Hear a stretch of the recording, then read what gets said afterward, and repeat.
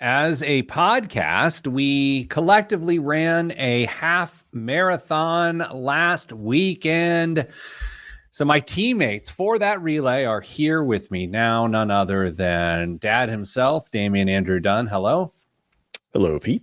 Kristen Elanius. Hello to you. Hello. It's so much better. So one of us ran a half marathon last weekend. Kristen, I understand it was not me.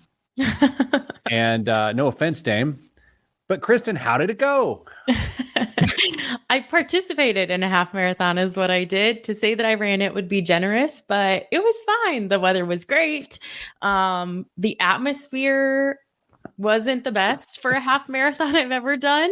I've done, I think, 4 or 5, and this was probably the least fun as far as the people were concerned, but you'll have that. Were you satisfied with your results, whatever they might have been? Yes. Was there walking? There was walking. 13 miles is a long way, gentlemen. I mean, look, are we talking about walking to pick up a water cup to rehydrate, or are we talking about strategic walking? There was strategic walking involved. I think that's great. I think it's healthy. It's smart. Dame, is walking count in running a half marathon? Some people have really strong opinions about this. If you walk, you didn't run a half marathon. You may have completed it, but you didn't run. We're going to get really into that right now. So I would say if you walked, you didn't run a half marathon, but you did complete it, which is not to be, poo-pooed. It is a major accomplishment. Isn't it different? No, it's no different than, I read that book, but what I actually did is I listened to that book. Isn't it the same difference? Yes. I don't think that's the same. So, Kristen, are you feeling, you should, in my opinion, you should not feel any less accomplished for what you accomplished? Right. Yeah. Here's my really transparent view on that, which is that if you didn't do it, you don't get it to say. So if you were not someone who participated in any way, shape, or form, you don't get to have an opinion on whether I ran or participated in a half marathon. Hey, Kristen. Hey, Kristen, how long is a half marathon? 13.1 miles. Approximately how many did you complete? Actually, there's a really funny story about that. Do we have time? Wait, you didn't actually complete the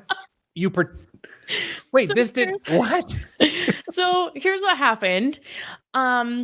The half marathon course was on the same course as at the same time a 10K and a 5K. And motorcycle race. Yeah. And at the very end, all of the courses came together. And at the very last turn, apparently the half marathon was supposed to go left and everyone else was supposed to go right. But I didn't look at the map beforehand because it was in an area I'm not familiar with. So I was like, I don't think looking at this map is actually going to do anything for me. Like every race I've ever ran, clearly marked. Not clearly marked. You cut the course. I cut half a mile off the course. So I did not. You're a cheater. I am a cheater. I got to the end and my Apple Watch said that I hadn't run a half marathon. And sometimes those things are off. It's not exact. So I was like, So I go to my sister and my cousin who were there, who had completed the half marathon. And I'm like, did we only run 12 and a half miles? And my sister was like, no. So I had to figure out how I cut the course off, and we were looking at the map, and I'm pretty confident that that's what I did. Had no idea in the moment. If you're just joining us now, you're listening to Cheater, Peter, and Dame, the financial radio. Kristen, I know. You cheater. I cheated. And the thing is, you guys, I'm such a perfectionist. It bothered me all day. I couldn't let it go. What I couldn't a fraud. let it go. I know. I am. I'm a fraud. My medal, I should give it back. Dame, how many marathons have you completed? Half marathons, I should say. 0. Really? Yeah. Why would I do that? I don't know. That's a good point. Not really on brand for you. No. I think I've done 4 or 5, and never cheated. All right. Although Mrs. Planner says listening to music while you're running a race is cheating. She's not great. She's not great. What if she just listened to like the cries and groans of people around her? I mean, what? I don't get it. she locks in. She used to think sunglasses were cheating. She's hardcore. She was an All-American runner in college. She's a mess. Has she ever ran barefoot? Because that's cheating. Running with shoes is cheating. Fair. Okay, you know what? Feel free to take it up with her, okay? Sure. And good luck with that. Sure. Steve says, speaking for myself, I walked part of the St. George 70.3 running portion, and I was very disappointed at myself. 70.3 meters is not that far. You shouldn't have to walk, Steve. Did he mean miles? He meant the half Ironman. Wow, Steve. That's huge. All right. Before we get started, fun show today, Thursday show. Tomorrow's Lake Day at your money line, where a portion of people who are centrally located go to a lake and wear swimsuits. I'm uncomfortable with that. I will have on a long-sleeved UV protective shirt, and I will not be half nude in front of my coworkers. Is that fair? Yeah. Yeah, it's actually fair for everybody. Yeah, but you've probably lost like 15 pounds on Weight Watchers by now. 14 in 24 days. I actually emailed my doctor this morning. And I said, that was a lot. Never mind. Doesn't matter what I said. It's a HIPAA violation if I were to talk about it. Also, it has come to my attention that certain people are listening to this show and then dry snitching to others about the content of this show. What? So if I'm going to slander a man's cat, you cannot go to that man and talk about his cat that it was talked about on the show. Do we understand ourselves? What is dry snitch? I think you're probably referring to something I didn't do, but I'm guessing he's pointing at you, Kristen. We have come to it's come to our attention that there are cat guys here at your money line. There are two. One of said person who doesn't listen to the show had a friend tell him that we talked about his cat Lana on the show. And now he's coming to me saying, why is there Lana slander on your show? Well, you're not saying it was one of us. No, it wasn't you. I'm just saying, I'm talking to the audience. Right now, I am talking to the listener. You can't talk about what's on the show. It's Fight Club. You can't talk about the show to anyone who's not listening to the show. I don't think that's how marketing works. Whose cat did we even talk about? A certain finance person. Yeah. I don't remember that. Really? Oh, man. Okay. Let's do the show. I don't. Okay. Let me get my. Don't pull up the calculator. Oh, I almost did. That was crazy. In 3, 2, 1. This week on the Pete the Planner Show, we answer your money questions. Here's how the show works. You email us, askpete@petetheplanner.com. That's askpete@petetheplanner.com. We may email you later. We may email you back. Meow. Kristen Elanius joins us. Damian Dunn joins us. Kristen recently participated in a half marathon this past weekend. Kristen, has the soreness subsided? Yeah, actually, I really wasn't as sore as I expected. Dame, living vicariously through our co-host and leader, Kristen, has your soreness subsided?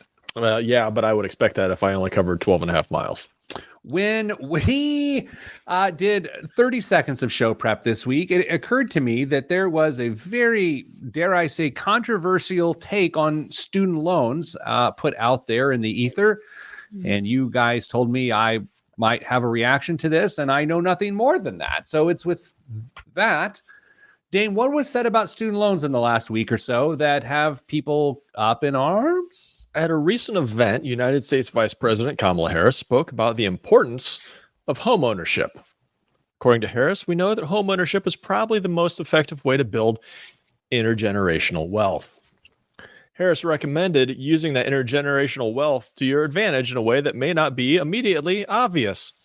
Quote, as a parent, then as a homeowner, if you have some equity in your home, then you can say to your child, don't take out the loan, she said. I'll take out some of the equity to help you pay for tuition so that you don't graduate with extraordinary student loan debt. And so when you graduate, you can do your dream job. End quote. This can't be real. There's video. Watched it myself. Watched it with my own eyeballs. Okay. Disclaimers. No. No, there's got to be a couple disclaimers. Number one, if you have paid for your child's education via home equity loan, the reality is you did what you had to do. And it may not have been your preference to do that, but it's what you did. And great. Number two, whatever comments I'm about to make are no longer it's not necessarily political in nature. Number three, what? It's a terrible idea. It's a horrible idea. It's a terrible idea. This is where I get concerned. Is number one, Dame, you and I have actually talked about this for years, about this, home ownership being an American dream, and how politicians on both sides will often promote home ownership because it makes the economy go up and it feels like people are thriving. But to then say, go do something that's inherently a really bad idea, for what? It doesn't even, why would you say that?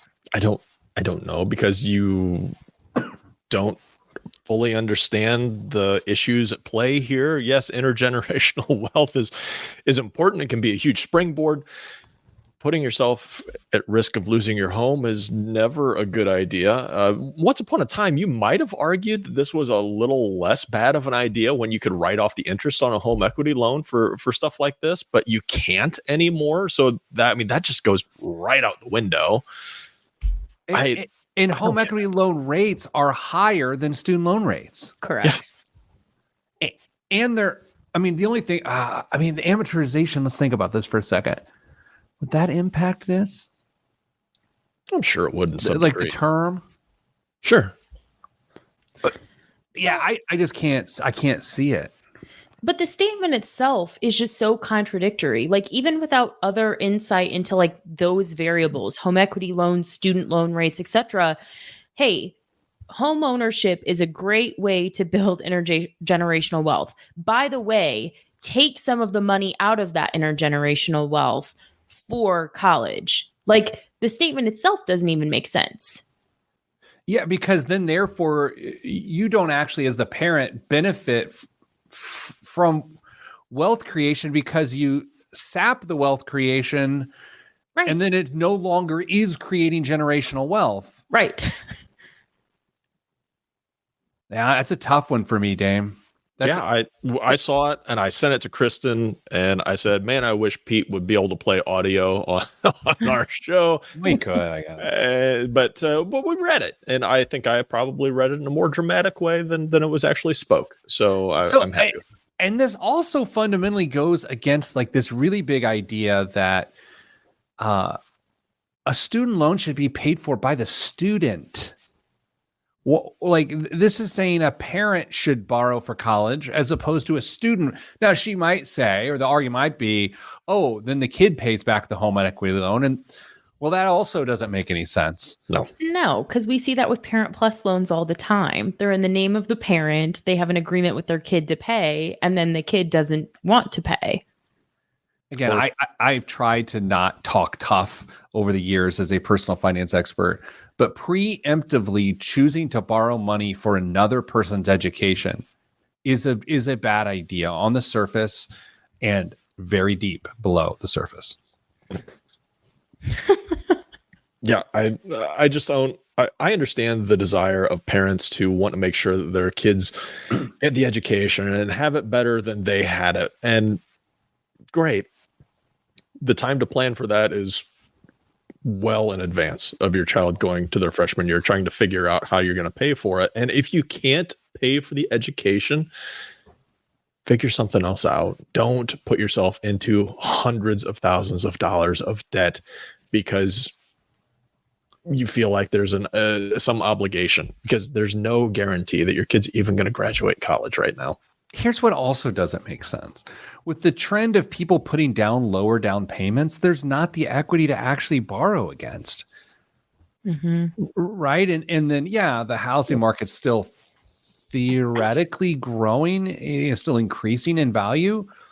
But if you were to tap a home equity line to pay for freshman year, are you just re-tapping on years 2, 3, and 4? Like what? It doesn't make any sense. I want it to make sense because I don't like being cynical, but that's, again, for someone who gives advice for a living, that's bad advice. Bad advice. Yeah. I can just imagine Elizabeth Warren sitting in her chamber, in her office, just shaking her head like, "What are we doing?" Yeah, that's actually a good point. That is what you are saying, Dame. Is this is not political because so many people in her particular party would just fundamentally disagree with the economics of her. Well, and Senator Warren has written a book on personal finance, and I haven't read it, but it seems like it's pretty highly rated on Amazon for whatever that's worth. So you would think that there's a basic knowledge of what is and isn't a good approach to paying for something like college. I know we are going to talk about something called zombie loans here after the break, but I also want to mention that there's huge press this week about how the zero down mortgage is back. You know, that you put zero down on the mortgage, you take a 97% loan, and then you take a 3% term loan, like a 2 or 3 year term loan on the 2 to 3% down payment. So you borrow the down payment, then fund the rest. And that was a big tool, a plan back in 2005, 6, and 7. And then the housing meltdown, and it's back, which is wild. Like, how do we not learn from these things? I would assume they have a hot new name and better packaging, and they're the best thing since sliced bread. And they're being packaged, you know, they're being bundled and sold as CDOs.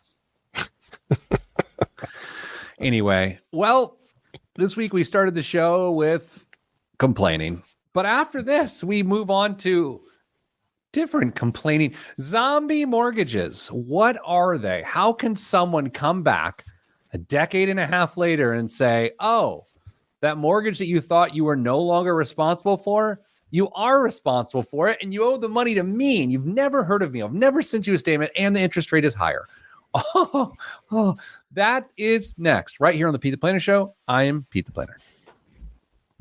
I usually don't like to be that negative, but that's ridiculous. That's ridiculous. Awful advice. I had to watch it multiple times just to make sure I didn't misunderstand.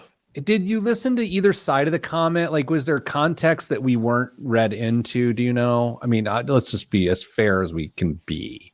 Wasn't the beginning of the quote the start of the response, Dame? I think they so. Asked her a question, I think is how that, it may have cut her off early, but I'm pretty sure the start of the clip was like, we asked you this question. What is your answer? Because even if you're saying, well, for people in a worse economic situation, this is a good thing to do, I would just disagree. You've got a lower rate with the student loan, and I can't see it. That argument falls apart even quicker because the lower your expected family contribution, the more likely your student is to qualify for Pell Grants, subsidized loans, etc. So use those dollars at lower cost institutions. Like the home equity shouldn't even have to enter that conversation. Can you read it again? Please hold. Sorry. I wish I could do a really good impersonation, but I can't. No, that would seem offensive. So let's just read the comment. As a parent, then as a homeowner, if you have some equity in your home, then you can say to your child, don't take out the loan. I'll take out some of the equity to help you pay for tuition so that you don't graduate with extraordinary student loan debt. And so that when you graduate, you can do your dream job. Now, by the way, can I just say, in the spirit of disclosure, my dad borrowed from our home to put me through college. Like he did. That's the situation. And he was a business owner. So Dame, as you know, with a business, the balance sheet looks a little different in terms of liquidity. And so it made sense, and it made sense at the end. But it wasn't like for years we decided to buy a home so we could use it to send a person to college. So it was, in fact, how I was put through college, in full disclosure.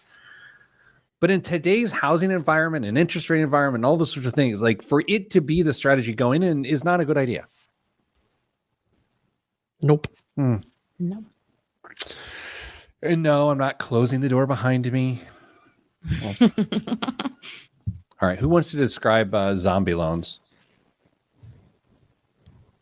Not everybody at once. You'll talk over each other and the audio will be bad. I will, but I have questions because I was a mere child. Oh, jeez. During the housing market. This is so stupid. As if you're listening, I'm filing a complaint after the show. I feel that was very passive aggressive. Okay, well, let's make fun of her on the air in 3, 2, 1. Back on the Pete the Planner show. Whether you're of normal age or so young that you don't understand things, welcome back to the show. Kristen, speaking of, Kristen during the break was making fun of how old Dame and I were, so it's only fair to slander her on the air. Anyway, Kristen, zombie loans. Help us understand what they are. So zombie mortgages, I saw this piece on, I believe, NPR, and then saw it a few other places as well. And I just want to introduce the concept first, and then we can unpack the reality of this. Oh. Can I get a timeout? Oh, sorry, I wasn't paying attention. Yes. Right. Yes. Dame, if she got this from NPR, we are going to need her to read this in an NPR voice. Oh, I will not be doing that. No, yeah, it's required by law. Go ahead. Okay, funny.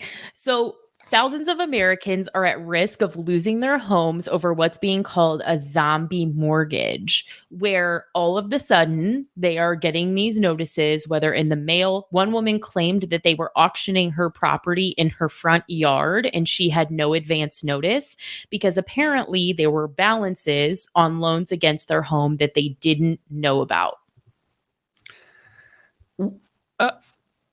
And how can you have a balance in your home that you don't know about? So that's a phenomenal question because first of all, that would that suggest that we've never refinanced along the way? Well, because if you're going to refinance, and again, I'm going to use words incorrectly here, like aren't there liens and whatnot in terms of like you run your credit report, you would see them on there. Not only that, but depending on your loan to value ratio, well, I guess maybe they wouldn't do a title search if you were already the previous owner to uncover any other liens against it. But to your point, Pete, yes, you would think that your credit report, but all of that falls off in 7 years. So if someone didn't refinance from 2008 until whatever 7 years after that is, then it wouldn't be on their credit report. So basically, Dame, investors have been going in and buying these debts and for pennies on the dollar, and then going to collect those debts. That is as old as as time itself, right? Like that is a tale as old as time. Is that what I'm trying to say? Yes. That's pretty common. Happens in medical debt all the time. Happens in credit card debt all the time. Actually, happens in subprime mortgage lending all the time.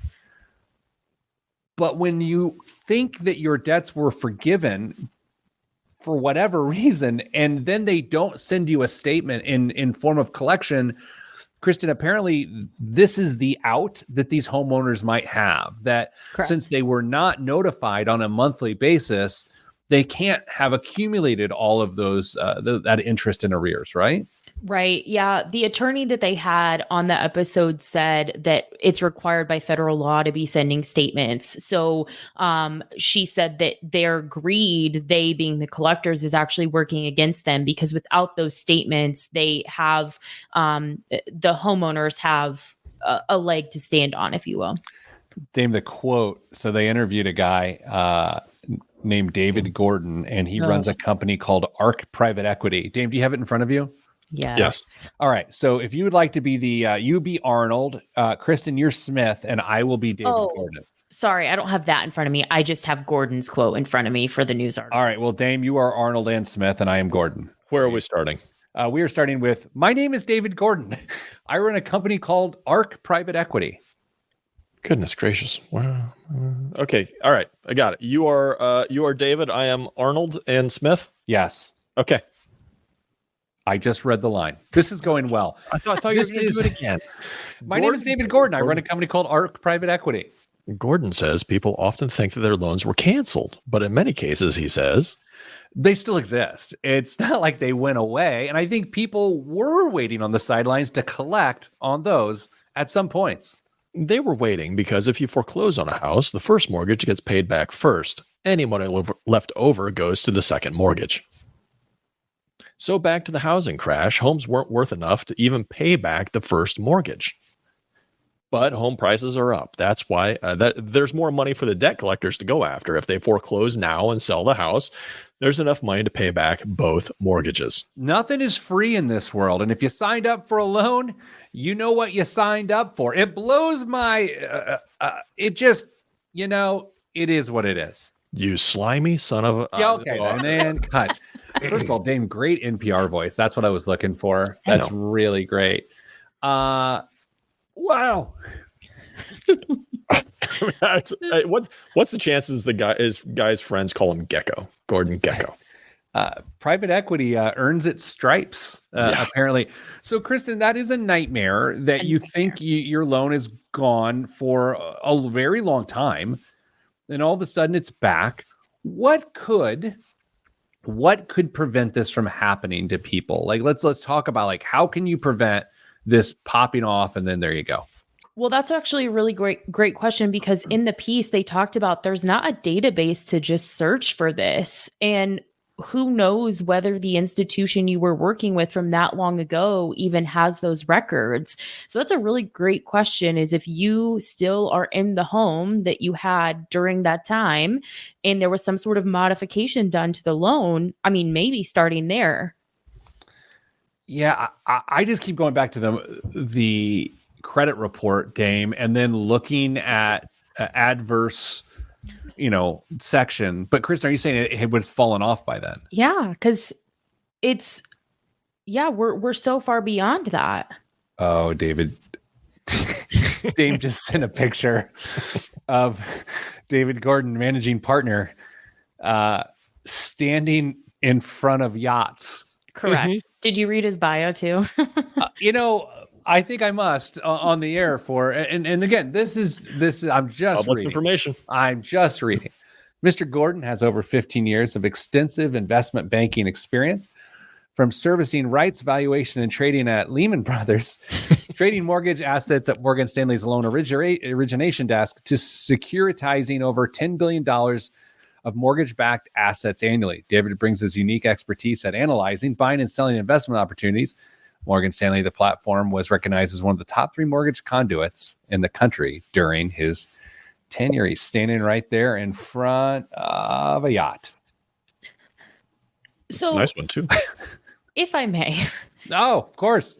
In his defense, you absolutely should know what you're signing up for. Yes. However, let's also remember the time in which this was happening to people, that modifications were being pushed, and that now 15, how many years ago was that, gentlemen? More than 15 years after the fact, the internet now is not what it was then. You cannot just Google these things and find the information to the degree that you can now. It's not fair to hold people to the access to information that we have now from 15 years ago.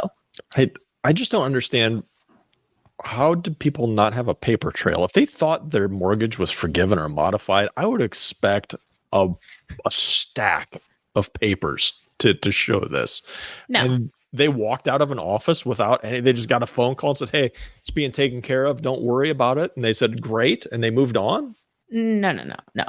I would not expect people to, I wouldn't have kept that paperwork. I don't keep any paperwork. But Kristen, to be fair, if you thought you had a loan forgiven or you were in this situation, would you not have kept it? It's not that they thought their loans were forgiven. It's that they thought the modification paid off both the first and the second mortgage. They thought it was all wrapped into one new product. So it's not like they thought they were getting any free money. They just thought that, hey, this is the one thing we pay now. But there's paperwork. You can't do anything with mortgages without paperwork. I will have to say to this, though, the saving grace is the fact that interest was charged in arrears without notification on a monthly basis of that interest being charged. And that apparently, they're calling it the crossbow or the silver bullet to slay these zombies, that is the way to actually get out of it. All right. Fantastic. More of this debauchery right here on the Pete the Planner Show. I'm Pete the Planner. I should have turned off slack. Aren't silver bullets for vampires? Werewolves? Dame, I'm not a nerd. I don't know how fake monsters are killed. You say fake. I am a nerd, but I'm not that sort of nerd. I'm a numbers nerd, not a fantasy nerd. Mrs. Advice is calling me. Should we try and put her on the radio? Nope. No. Negative. So Mrs. Planner and I were driving down the highway looking for adventure the other day, and we saw a pack of motorcycles coming your way. In our, we were going with them, if you will, and we're approaching them, we're passing them. They're looking like some rough and tumble fellas, right? A lot of Harley Davidson jackets. One had a cut, a leather vest with a thing on the. It said like "Bikers for Hope" or something, which didn't make me feel they're that rough and tumble. Yeah. Especially when I looked at his setup, like he had his handlebars, and on his handlebars he had a cup holder, and in the cup holder was a Stanley with a straw. So it's a biker with a Stanley taking sips as he squirts by at like 65 miles an hour. It was hilarious. Seems reasonable. Keep that drink insulated and safe, and have a straw for a little extra safety. I know we've touched on this on the show before. This generation, not that generation, because the guy was older than us. Kristen's generation and below cares so much about hydration. Correct. It's unbelievable how much my children care about hydration. Dame, do your people hydrate as much as my people hydrate? They kind of are forced to with all the activities that they're in. And they, well, I guess we're always saying, you got a water bottle, you got a car water to come with you too. I mean, they've got different water bottles for different locations in their life. Yeah. Mrs. Planner will send the kids to school. Oh, here's your water bottle. Thanks. It's like, what? Yep. Dame, I want you to imagine your parents sending you to school in 6th grade. Dame, Damien, Damien, here's a vessel filled with liquids. Go learn. Yeah. No. I call this my emotional support water bottle, and it goes everywhere that I go. But to be fair to my generation, I think it's because we were told like not to drink water. We spent our whole childhoods being dehydrated. And then when you were able to go to the drinking fountain, there was like a little song that we sang, and it was like something about like 1, 2, 3, you're done. Like, and everybody just had to like keep going.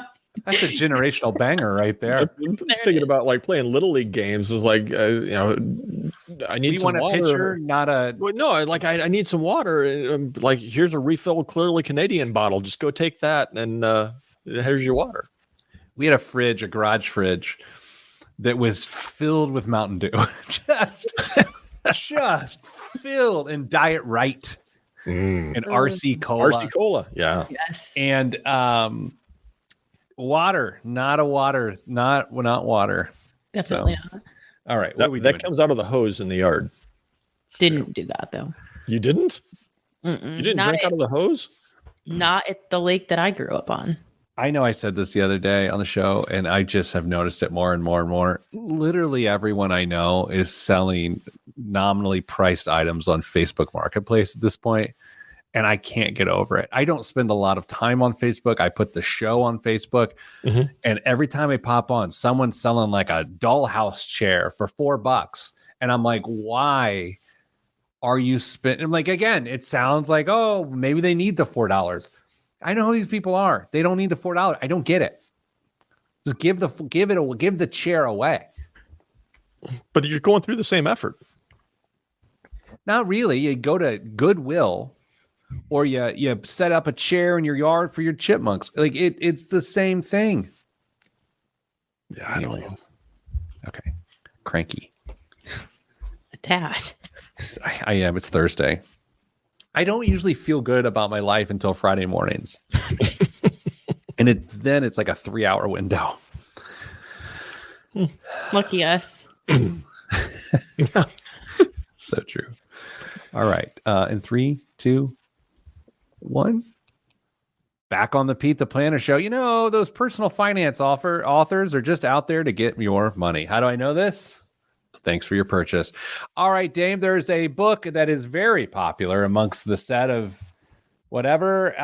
It's called Die Broke, right? Is that what it's called, Dame? Close. Die with zero. Die with zero. Someone asked us a question on the show, and I will read said question. I recently read a book called Die with Zero, Getting All You Can from Your Money and Your Life by Bill Perkins. After hearing about it from friends, man, what a great read I'm doing. I understand this book might not be for everyone, but it really helped give me a new perspective on financial planning since my spouse and I tend to save a lot more than we spend and live significantly below our means. I would like to hear your thoughts on the Die with Zero concept. So Dame and I turn to none other than ChatGPT itself to summarize the book so we didn't have to read said book, because who wants to have a discussion about a book they hadn't read since I'm no longer in high school English classes? Kristen, what percentage of the assigned reading in your high school English class did you do? And what percentage of the class discussion did you personally own? Damien rolled his eyes because he already knows this answer. Okay. The answer is that I read 100% of it. Okay. And the answer is that I, along with a few of my friends, were always called on as people because the teacher knew that we had done the reading. So lots of participating in the discussion. Dame? Same question? Same questions. Less than 50%. Okay, fair. And if I read it, I actively participated, but I tried to hide as much as I could if I didn't. I think it was a normal approach for a high school student. Before I answer, I just want to say I'm married to a high school English teacher. Yeah. And she knows what I'm about to say, and this is why she does not care for me. I read about 13% of the assigned texts in both high school and college, and participated to the tune of about 92% of class discussion. And that is why I'm a terrible person. Anyway, speaking of summarizing other people's works, Dan, we're going to go through and we're going to hit the tenets of Die with Zero. And then I'd like you to evaluate how much it just falls in line with other random personal finance books, including yours truly. So let's begin with concept number 1, live rich. Die with Zero. The main idea is to focus on living a rich life full of experiences and memories, aiming to use up all your financial resources by the time you die. The author argues that accumulating wealth for the sake of leaving a large inheritance is not fulfilling as living a full life. Dame, Kristen, is this different than other things you read? I think so. We just talked about intergenerational wealth earlier, and this kind of flies in the face of that. Frankly, this would give me a huge amount of anxiety because there's only a couple ways you know when your time is going to come, and that's not how you want to try and wrap your life up, I think. So this is not my preferred method of going through your accumulated wealth in retirement. So, Kristen, would you agree that this concept in itself is a bit of a maverick compared to other financial advice? I would definitely agree with that. I don't think that this is the common opinion. Now, let me say this. If you had a pension and that was your source of income in retirement, this might potentially be feasible. These days, not so much. Really good point.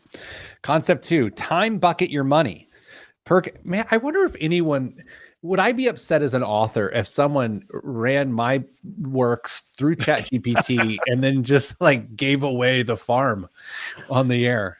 Well, there's no way we're going to make it through all these, so we're not giving away everything. Perkins suggests dividing your life into time periods or time buckets and planning experiences and spending accordingly. The idea is to match your spending to your physical and mental capacity to enjoy different experiences at different ages. Kristen, is this a hot, fresh take, or does this exist in other financial planning books?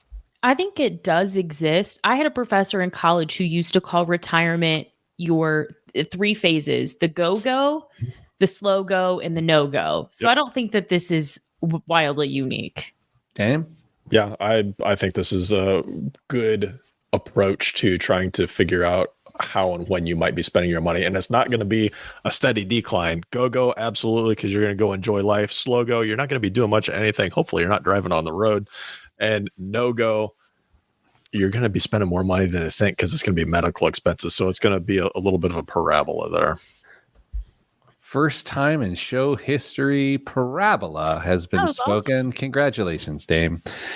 Concept number 3, optimize spending for life satisfaction. The goal is to spend money in ways that maximize life satisfaction. This includes spending on experiences rather than material goods, as experiences tend to provide lasting memories and happiness. Kristen, fresh take?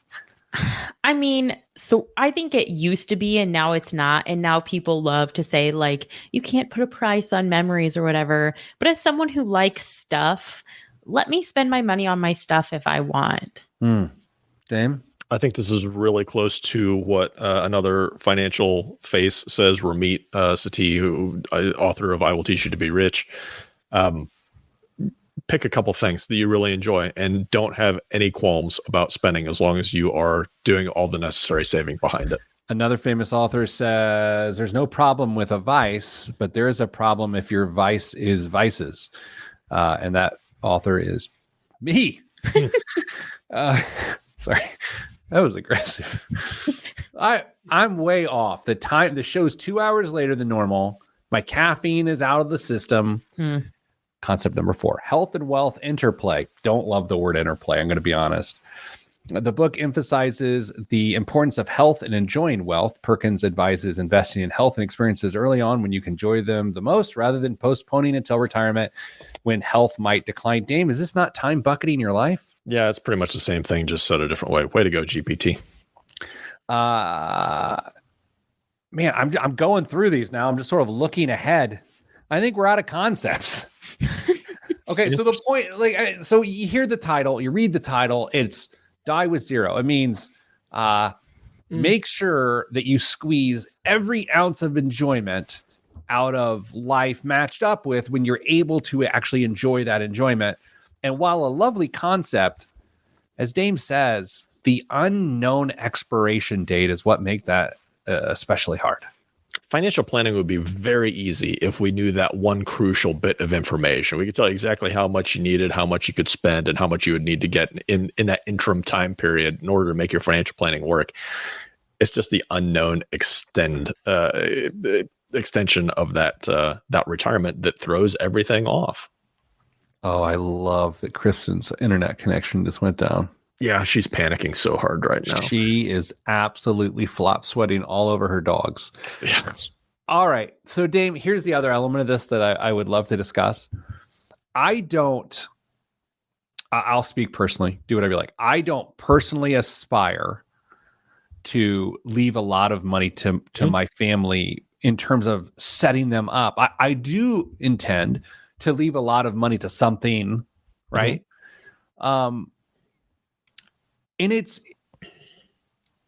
I think it is based in, I would like a legacy outside of my own family. And also, I just find it impractical to die with zero. It just seems like really risky planning. The book, actually, one of the points here was charitable giving during life. It would encourage you to give while you're alive instead of at the end of life. And I like that, but I think you can leverage your money better with really good estate planning, especially in terms of like charitable life insurance trusts.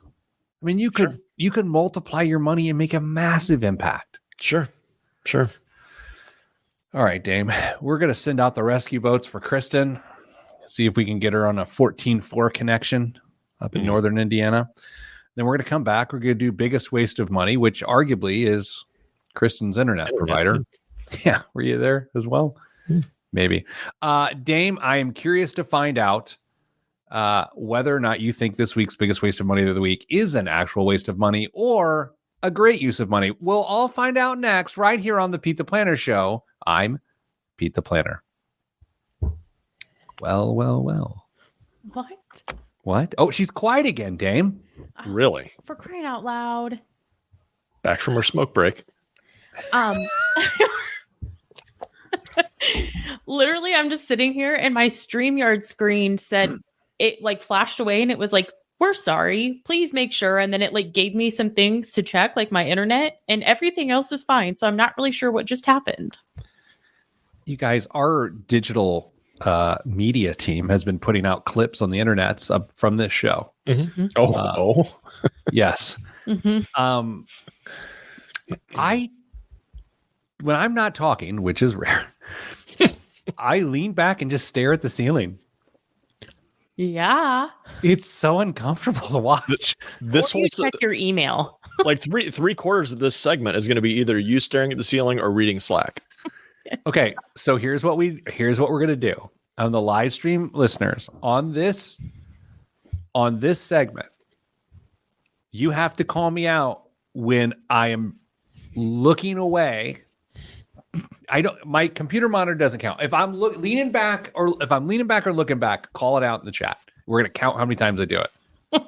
Excellent. Well, it's not going to be that many times because you do it for like the whole segment. It's just going to be one long stare. It's like I'm asleep in court, you know?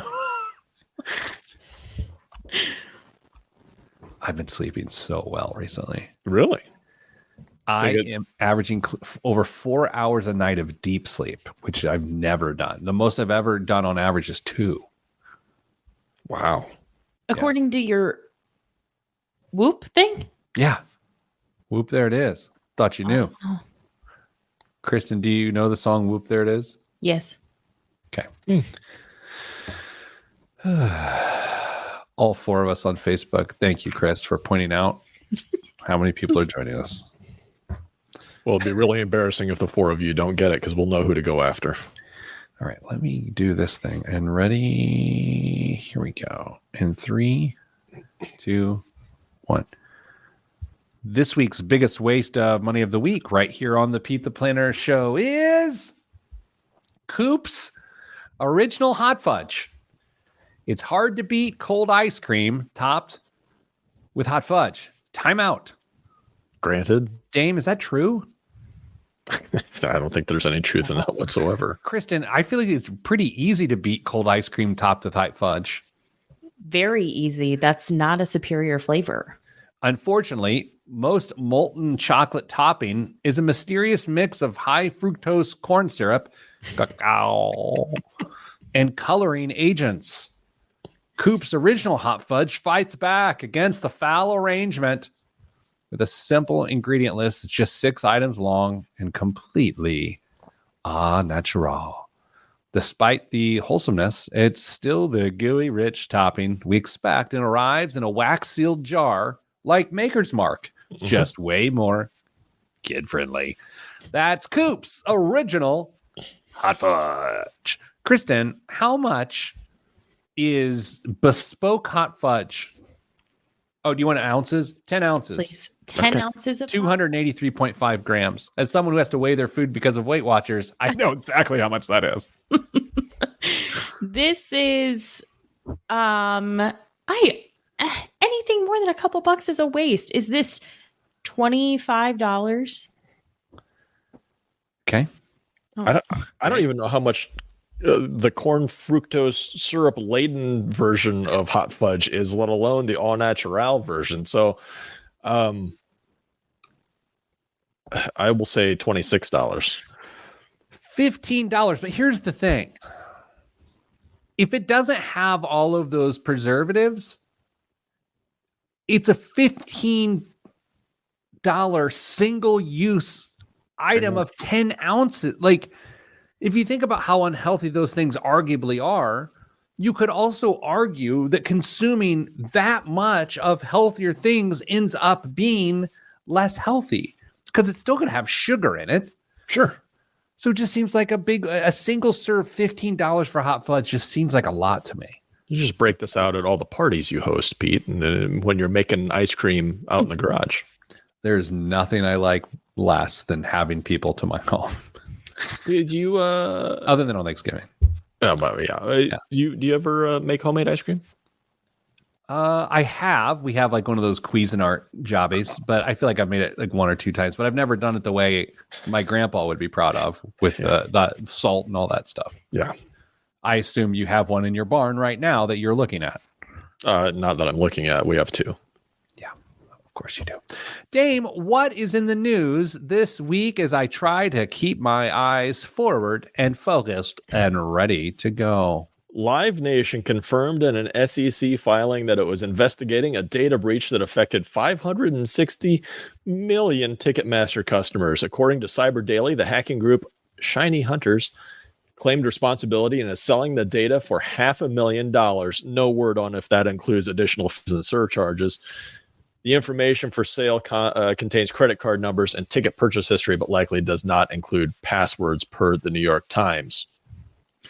$500,000? It seems low. Seems low. Wait a second.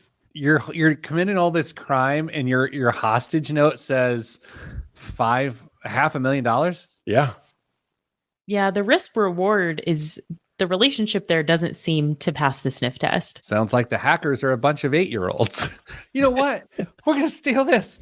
You got to give us $500,000. Bummer. Yeah. I don't know. Dame, what's your go-to ransom amount when you steal things? It would have been $1 million, but with inflation, that's just crept up. Kristen, when you steal valor by cutting a half marathon course, what is your ransom amount? This weekend, it was some very mediocre grapes. Did you receive a medal for completing the course? I did. Stolen valor. Stolen valor. You guys, it kept me up like all night. Well, have another night of poor sleep. That is stolen valor. And it happened right here. Dame, what else is in the news? I just wish that medal was on her bookcase in the background. So stolen valor on display. A couple fishing with magnets in a lake in Flushing Meadows, Corona Park, Queens last week reeled in a surprise from the murky depths. A sealed safe. But unlike Geraldo Rivera blasting into Al Capone's vault, James Cain and Barbie Agostini weren't left empty-handed by their find. Upon cracking the safe, they found 2 stacks of $100 bills totaling about $100,000. The kicker, with no missing money reports tied to the cash, the police allowed the couple to keep every penny of that mob money. I mean, they're fine. They now plan to take the deteriorated money to the Bureau of Engraving and Printing in Washington, D.C. to start the currency redemption process. And with their newfound wealth, the two hope to fulfill a lifelong dream of buying a home for their family of 5 in New York City. The good thing is they can take all 3 of their children and put them through college with a home equity loan. Now they'll have the ability to, yes. Yeah, that's great. Nothing? Not even a facial reaction from either of you? I made like a face. Thank you. What else, Dame? Oh gosh, I haven't seen. Let's do this one now. That the Affordable Connectivity Program has officially run out of money, lawmakers and advocates continue to debate the best way to subsidize low-income Americans' internet bills in the future. One trade group says the solution is, quote, staring us in the face. Make big tech pay for it. Can I get a timeout here? Yes, granted. What? Can you imagine any other service or good where if people can't afford it, they said the manufacturer had to pay for it for them? Oh, can I get a clarity? It's going to be argued that this is a utility. I'm 100% sure. Yeah. Right. But Kristen, as a what was being paid for originally? discounted internet access. So the cost, not the installation. Yeah, just the Because I thought it was more about like providing access to lower income and rural communities, not necessarily subsidizing the ongoing maintenance of those services, which I feel are two different arguments. Can I come over the top rope with even a more intense argument? Mm-hmm. Yes. As much as I think free stuff's a little wild and it starts to feel a little like socialism, internet is like the great equalizer. I think it like provides upward mobility. So I kind of don't have a problem with this. The USF, the University of South Florida. Yeah, Universal Service Fund is a pool of internet access and affordability subsidies formed in 1996. It pays for connectivity in schools and libraries, communications infrastructure in rural areas, and low-income phone service through the mandatory carrier contributions. However, the system was widely recognized as being outdated and overburdened as it supports a growing number of modern communication services. Same. Yeah. My thing with this is like we have a job opening right now to work alongside Damien and I. And if someone lives in a really like remote area that doesn't have access to high-speed internet, we can't offer them a position.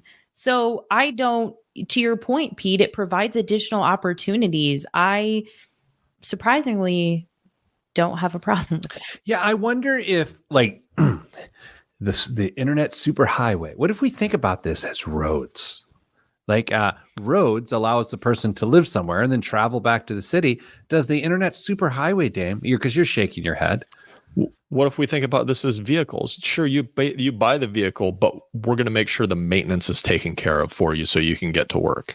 Yeah, but you can't maintain your own fiber line. That's the problem. I can't go out and fix mine myself after I cut it doing landscaping. Again. Twice.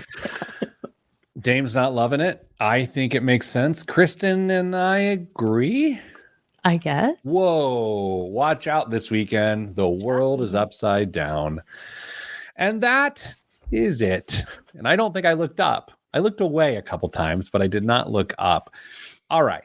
We'll see you next week. Maybe we'll be here. And I will note this. I'm sending you good vibes because good vibes are all that's in the budget. That seems insincere, but it is true. I'm not going to send you money for listening to the show. But I am Pete the Planner, and this is the show. Good day. Wow, that was an adventure at the end. That was something. I'm sorry. I mean, look, you can't expect me to be Mark Twain all the time. We got one post-show guessing game for you. Okay. Now, great. The share of super commutes, that is 75 miles or longer for work since 2020. Higher or lower? High. Lower. Higher. By how much? Percentage? I don't know. Maybe he was going to make us guess how many people. By the increase in share of those. So Okay. not how many miles, but how many more of those are we seeing versus 2020? It's not that hard. I just guess. 5%. Higher. 32%. How? Why? What? 18. Why would you do that with hybrid work? Hybrid work schedules and rising housing costs that have prompted some workers to move further from the downtown are fueling the trend. Jeez, 75 miles is a long way. I don't know if you know about math. Okay. Are any? I know I have yet to look at the summer schedule. What was that? And I don't know. I haven't looked at the summer schedule that you guys have prepared, so I don't know who's going to be here next week. I am is not gone, here next week. Okay, so Dame is. as far as I know. Yes. I mean, all right. Have a good time, Chris. KSVA, Kristen Stolen Valor Elanius. I love it. It's true. It is true. All right. That's it. Stay getting money.